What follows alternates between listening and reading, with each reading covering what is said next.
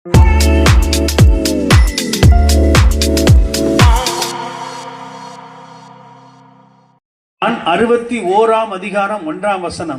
கர்த்தராகிய தேவனுடைய ஆவியானவர் என் மேல் இருக்கிறார். இயேசு கிறிஸ்துவின் மேலே ஆவியானவர் இருக்கிறார். எதற்காக? சிறுமைப்பட்ட ஜனத்திற்கு சுவிசேஷத்தை அறிவிக்க கர்த்தர் என்னை அபிஷேகம் பண்ணினார். இயேசு என்றால் ஜனங்களின் பாவங்களை நீக்கி ரட்சிக்கிறவர். இயேசு கிறிஸ்து என்றால் அபிஷேகம் பண்ணப்பட்டவர். எதற்காக அபிஷேகம் பண்ணப்பட்டவர்? இந்த உலகத்திலே சிறுமைப்பட்டவர்கள் இருக்கிறார்கள், அவர்களுக்கு ஒரு நற்செய்தியாக இயேசுவை கர்த்தர் அபிஷேகம் பண்ணினார். அடுத்து, இருதயம் நொறுங்குண்டவர்கள் இந்த பூமியில் இருக்கிறார்கள். இருதயம் நொறுங்குண்டவர்கள். கடந்த நாளிலே ஒரு யூகேஜி படிக்கிறதான 4 வயது பையன் கேன்சர் என்று திருநெல்வேலி, நாகர்கோயில் எல்லா மருத்துவமனையிலும் அவனுக்கு சொல்லப்பட்ட செய்தி இதுதான்: உனக்கு கையில் இருப்பது கேன்சர், உனக்கு வந்திருக்கிற கட்டி அது கேன்சர் கட்டி. அந்த பிள்ளையினுடைய இருதயம் தாங்குமா? தாயாருடைய இருதயம் தாங்குமா? இருதயம் நொறுங்கினவர்களுக்கு காயம் கட்டுதலையும், காயத்தை கட்டுகிறதற்காக இயேசு இந்த பூமிக்கு அனுப்பப்பட்டார். இயேசு எதற்காக இந்த பூமிக்கு அனுப்பப்பட்டார்? சிறைப்பட்டவர்களுக்கு விடுதலை. சிறைப்பட்டவர்களுக்கு விடுதலை. நகரத்தின் மைய பகுதியிலே ஒரு பெரிய ஜவுளி கடைக்கு முன்பதாக நின்று நான் இயேசுவை கொடுத்து கொண்டிருந்தேன் டிராக்ஸ் மூலமாக. அங்கே ஒருவர் வந்து நின்று என்னை பார்த்து சொன்னார், ஐயா நீங்கள் என் வீட்டுக்கு வர வேண்டும் என்றார். எதற்கு என்று கேட்டேன். கட்டாயமாக எங்கள் வீட்டுக்கு வர வேண்டும். அடுத்த நாள் காலை அவங்க வீட்டுக்கு நான் போகிறேன். எனக்காக அந்த குடும்பம் காத்திருக்கிறார்கள். என்னவென்று கேட்டேன். ஐயா, நீங்கள் நேற்று என்னை பார்க்கவோ இந்த சுவிசேஷத்தை சொல்லவோ வரவில்லை என்றால் என் பாக்கெட்டில் வச்சிருந்த விஷத்தை எடுத்து நான் குடித்திருப்பேன். நேற்றே என் மனைவி விதவையாய் இருப்பாள். அவள் மனைவியை பார்த்து சொன்னார், இவதான் உங்க அண்ணன், நேற்று என்னை காப்பாற்றின ஒரு வார்த்தையை கொடுத்தார். இயேசு கிறிஸ்துவின் வார்த்தை என்ன போட்டிருந்தது? தற்கொலை வேண்டாம், இயேசு உன்னை வழி நடத்துவார் என்கிற வார்த்தை அவரை தேற்றி இருக்கிறது. நான் எடுத்து கொடுத்தேன், அவ்வளவுதான். இயேசு கிறிஸ்துவின் வார்த்தையை இங்க இருக்கிற ஒவ்வொருவருக்கும் எடுத்து கொடுக்கிறோம். சிறைப்பட்டவர்களுக்கு விடுதலையை கொடுக்கத்தான் இயேசு வந்தார். இருதயம் காயப்பட்டவர்களுக்காக இயேசு வந்தார்.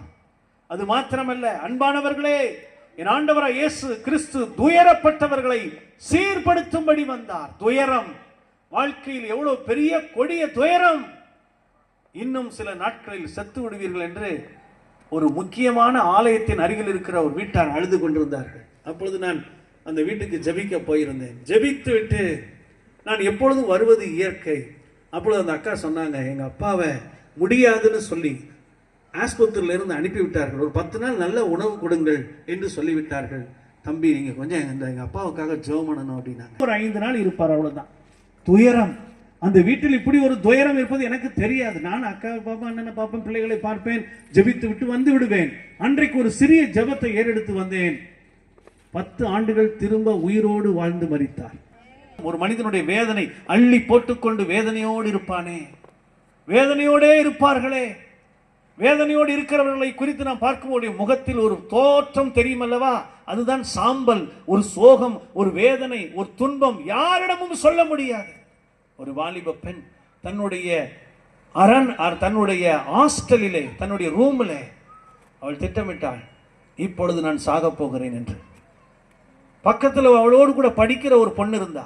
அவள் ஜெபித்து கொண்டே இருப்பாள், படிப்பாள், ஜெபிப்பாள், தூங்குவாள்.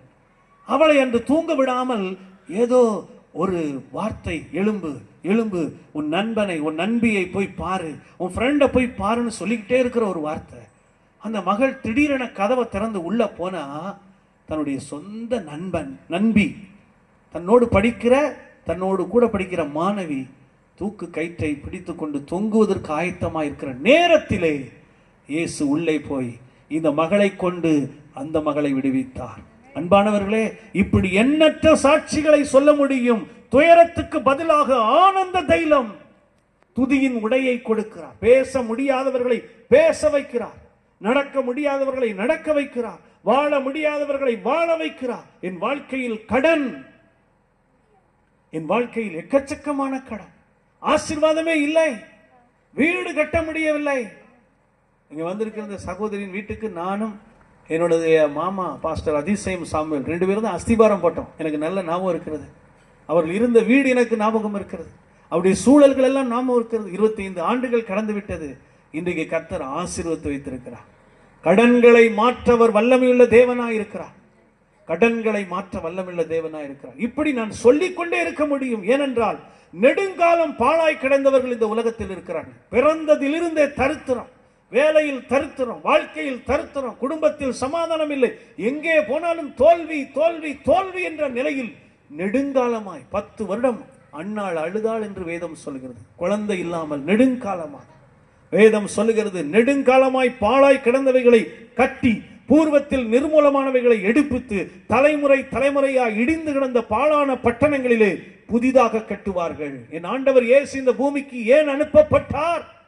ஆறுதலை தர, சாபத்தை மாற்ற. இந்த நாளிலும் இந்த வருஷத்தின் இறுதியிலே நான் உங்களிடத்தில் கேட்கிறேன், எத்தனை அன்பு என் இயேசுவுக்கு, எத்தனை மக்களை அவர் விடுவிக்கிறார். விடுவிப்பது மாத்திரமல்ல, அவருக்கு வாக்குத்தத்தம் கொடுக்கிறார். எப்படி கொடுக்கிறார்? இரட்டத்தனையாய் நான் ஆசீர்வதிப்பேன். வேதம் சொல்லுகிறது, யோபுவை 2 மடங்கு ஆசீர்வதித்தார். அவரை நம்புகிற பிள்ளைகளை 2 மடங்கு ஆசீர்வதிப்பேன் என்று இதே அதிகாரம் 6ஆம் வசனம் 7ஆம் வசனம் சொல்லுகிறது. நீங்கள் ஜாதிகளின் செல்வத்தை அனுபவிப்பீர்கள்.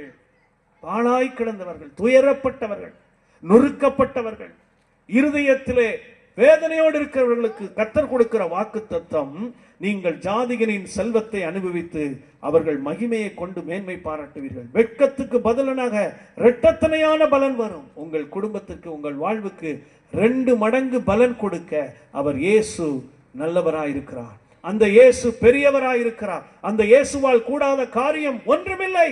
இந்த இயேசுவை நம்புங்கள், இந்த இயேசுவை விசுவாசிங்கள். எனக்காய் மரித்தார், அடக்கம் பண்ணப்பட்டார், 3ஆம் நாள் உயிரோடு எழுந்து யாரெல்லாம் விசுவாசிக்கிறார்களோ அவர்களுக்கு இயேசு அற்புதங்களையும் அதிசயங்களையும் மாத்திரமல்ல, பாவத்திலிருந்து விடுதலை கொடுத்து பரலோக வாழ்க்கையை அவர் தருவார். இந்த உலகம் முடிந்து போகும். இந்த உலகத்திற்கு பிறகு ஒரு மெய்யான உலகம் இருக்கிறது, பரலோகம். அந்த பரலோகத்திலே நமக்கு யுகாயுகமாய் வாழும் வாழ்க்கை இருக்கிறது. இங்கே வருஷங்கள் முடிந்து போகும், அங்கே வருஷங்கள் முடிந்து போவதில்லை.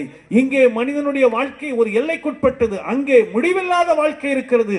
அந்த மெய்யான ராஜ்யத்தை தரும்படியாகத்தான் மனுஷகுமாரனாகிய இயேசு இந்த பூமியில் அனுப்பப்பட்டார். இயேசு கிறிஸ்துவை விசுவாசி, அதாவது அவரை பார்க்க முடியவில்லை, விசுவாசியுங்கள். அவர் பக்கத்தில் வரவில்லை, உணருங்கள். அவருடைய சத்தம் கேட்கிறது, என்னோடு பேசுகிறார் என்று அறிந்து கொள்ளுங்கள். கர்த்தர் நிச்சயமாக உங்களையும் உங்கள் குடும்பத்தையும் ஆசீர்வதிப்பார். அல்லேலூயா. இந்த சத்தத்தை கேட்கிற உங்கள் யாவருக்காக நான் சிறுக்கமாய் ஜெபம் பண்ண போறேன்.